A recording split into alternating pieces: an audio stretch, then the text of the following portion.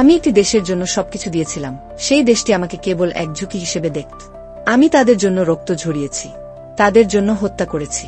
আর যখন সত্যটা খুব জোরে আওয়াজ দিতে শুরু করলো, তারা আমাকে নির্বে সমাহিত করে দিল। কিন্তু আমি কখনো অদৃশ্য হইনি। আমি ফাটলগুলোর মধ্য দিয়ে সরতে থেকে শিখেছি, শুনেছি।